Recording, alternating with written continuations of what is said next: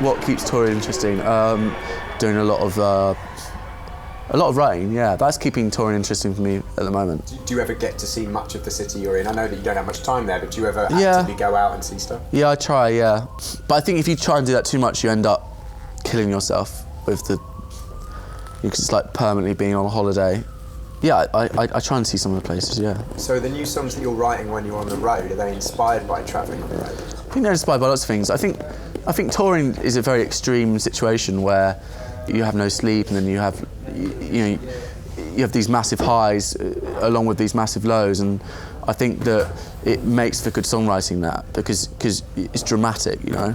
But when you actually start with writing a song, does it normally come from a few chords that you put together, or is it lyrics? Or I think it's always different. I think sometimes it comes from a musical place, sometimes it comes from something I've read or watched or thought or written down. It's always different. I think the important thing is to be ready for when it comes and to feel like I can facilitate an inspiration. What's your favourite cover to play, personally? We cover a song called Oh Darling by the Beatles, and that's a song, we just did it in New York actually a couple of nights ago with this huge band, and it's probably my favourite Beatles song.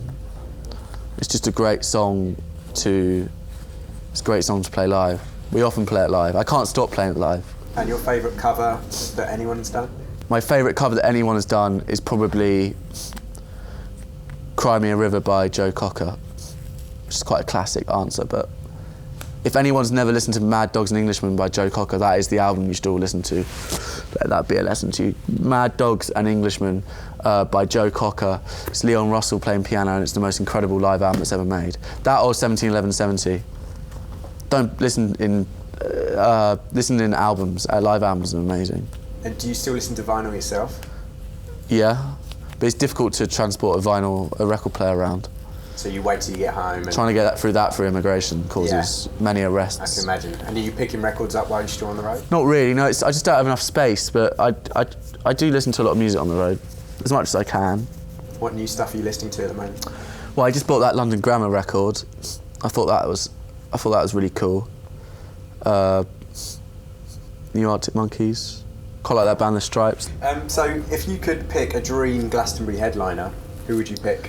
I'd pick David Bowie at next year's Glastonbury. Do you think that's likely to happen? I actually don't think it's as unlikely as people think, but I don't know, maybe I'm wrong. I'd pick David Bowie. I'd pick. Can they be dead or alive? Yeah, dead. Totally. I'd throw in Robert Schumann, who was a German composer who died 200 years ago. Wow. But apparently he was just like crazy, and I think he threw himself off a bridge. I just think he'd be good value at a festival. May even commit suicide on stage. And also he'd make rock stars look really tame. Right, and he's a composer. Yeah, because he was just completely nuts. I think that he would be pretty cool at a festival. I'm not sure how it would go down though, because I don't think anyone would know any of his songs. Wow. Also, it's quite a vibe killer actually, but... Well, I'm endorsing it myself. Robert Schumann. Love it. So he'd be on the Friday. Schumann, then Bowie Saturday night.